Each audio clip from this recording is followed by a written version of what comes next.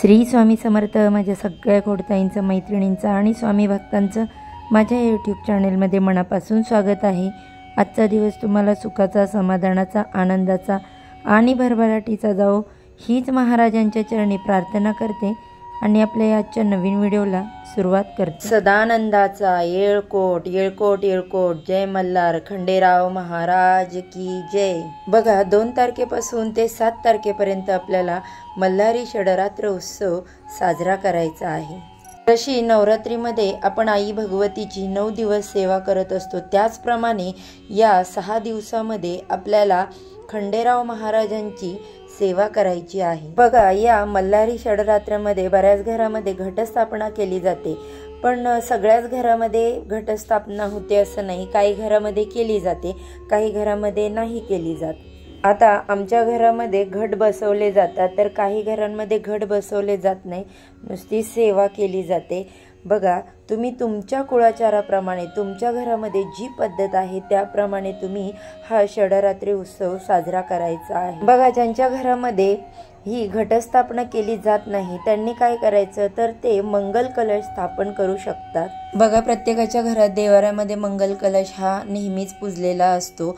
मग आता आपण हा पुन्हा दुसरा मंगल कलश पूजायचा का? तर हो, हा आपल्याला षडरात्रीसाठी मंगल कलश पूजायचा आहे। तर आता थोडक्यात सांगते मी मंगल कलशाची स्थापना कशी करायची। सगळ्यांना माहित आहे मंगल कलश कसा तयार करायचा, तरी पण मी सांगते। सुरुवातीला तांदळाची रास ठेवायची, त्याच्यावरती स्वच्छ पाण्याने भरलेला एक कलश ठेवायचा। त्या कलशामध्ये हळदी, कुंकू, अक्षदा, दुर्वा, एक फूल, त्यानंतर 1 रुपयाचं नाणं, सुपारी, हे सर्व साहित्य टाकायचं। त्यानंतर त्याच्यावरती 5 नागवेलीची पानं ठेवायची आणि आपल्याला त्यावरती नारळ ठेवायचा। कलशाच्या 5ही दिशेला तुम्हाला खालून वरपर्यंत 5 कुंकवाचे नाम काढायचे आणि कुंकवाने स्वस्तिक काढून बाजूला 2 उभ्या रेषा ओढायच्या आहेत। हा जो कलश आहे तो तुम्ही एखाद्या पाटावर किंवा चौरंगावर पूजा करू शकता। आता त्यानंतर तुमच्या घरामध्ये जर खंडेराव महाराजांचा टाक असेल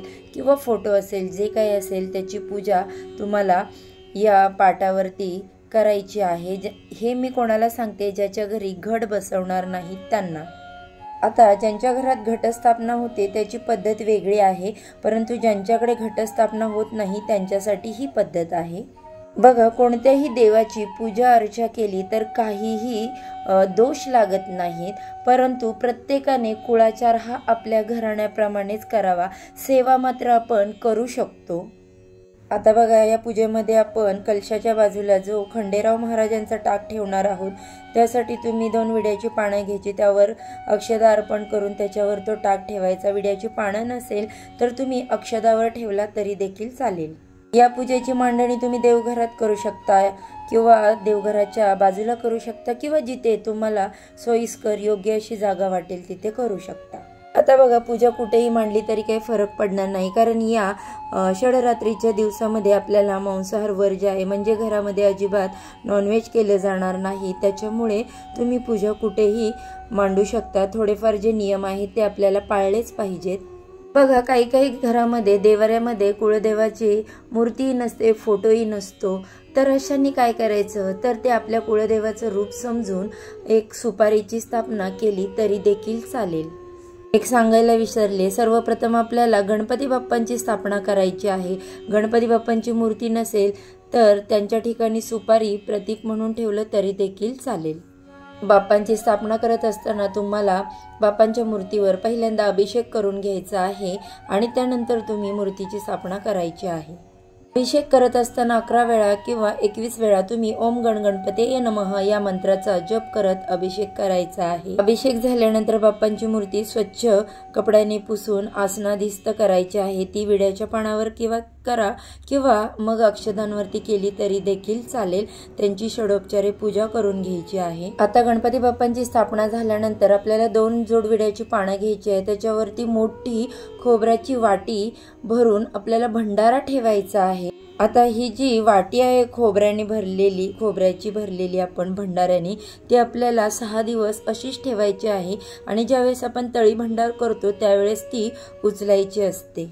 आता ही सगळी ज्यांच्या घरी घट नाही बसणार त्यांच्यासाठी पूजा मांडणी झालेली आहे आणि ज्यांच्या घरी घट बसणार आहेत त्यांनी नवरात्रप्रमाणे घटाची स्थापना करायची आहे, अखंड दीप प्रज्वलित करायचा आहे आणि त्यानंतर पूजा सर्व झाल्यानंतर आता आपण वळणार आहोत ते सेवेकडे।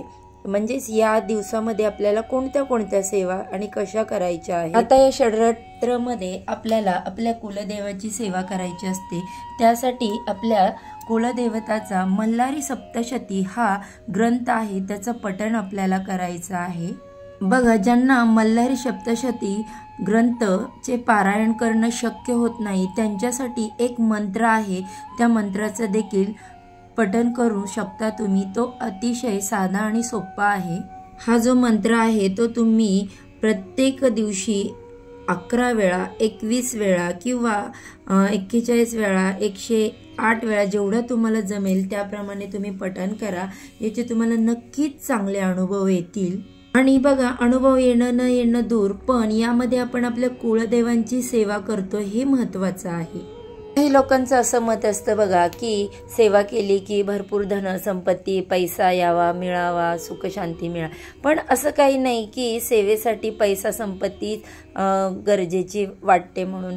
जर सेवा केल्यानंतर आपल्या घराला शांती, समाधान, सुख मिळणार असेल, आपल्या घरातील ज्या काही व्यक्ती आहेत त्या आनंदाने राहणार असतील, अगदी त्यांच्या मनासारखी जीवन जगणार असतील, तर आपल्याला सेवा करायला काय हरकत आहे। आणि बघा, कुलदेवांची सेवा केल्यानंतर आपल्या मार्गात येणाऱ्या अडचणी, असंख्य दुःख, जी मार्गी कामे लागत नाही ती फक्त आणि फक्त देवाच्या कुळाचार केल्यानेच मार्गी लागतात। आता हा मंत्र जप कोणता आहे तर ज्यांच्याकडे मल्हारी सप्तशती ग्रंथ आहे त्याच्या पाठीमागे मल्हारी मार्तंडांचा जप दिलेला आहे, तो आपल्याला करायचा आहे।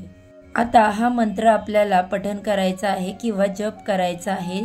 कोणासाठी ह्या सेवा आहेत त्या की ज्यांना काहीही करणं शक्य होत नाही त्यांसाठी ह्या 2 सेवा आहेत।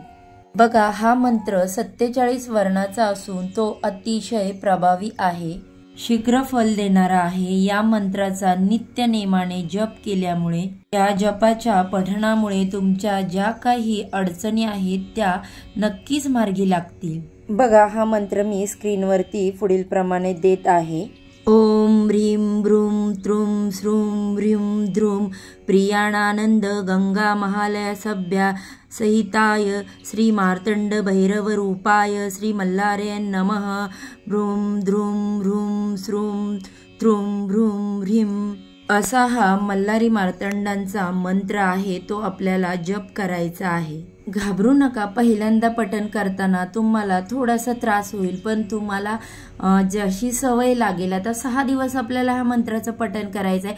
पहिल्या दिवशी जरा अवघड जाईल, नंतर तुम्हाला हळूहळू सवय होईल आणि तुम्ही तो फटाफट जो मंत्र आहे तो पठण करू शकता। या 6 दिवसामध्ये 11 वेळा तुम्ही या मंत्राचं पठण केलं तर नक्कीच चांगले अनुभव तुम्हाला येतील। आता हा मंत्र कोणी जप करायचा तर हा मंत्र कोणीही जप करू शकतं। घरातील कुलस्त्री, कुलपुरुष, तुमची जर वाचण्यासारखी मुलं असतील, ज्यांना वाचता येतं ती मुलं देखील किंवा मुली हे मंत्र जप करू शकतात। बघा, सगळ्यांच्या घरामध्ये नवरात्रीला, पौर्णिमेला, शुक्रवारी, मंगळवारी आपण कुंकुमार्चन करत असतो। त्याचप्रमाणे खंडोबांना आपल्याला हरिद्रार्चन करायचं असतं। आता जी लोक केंद्रामध्ये सेवेसाठी जातात त्यांना हरिद्रार्चन म्हणजे काय हे माहीत आहे, पण ज्या महिलांना हे माहीत नाही त्यांसाठी मी हे सांगते। हरिद्रार्चन म्हणजे हरी म्हणजे हळद।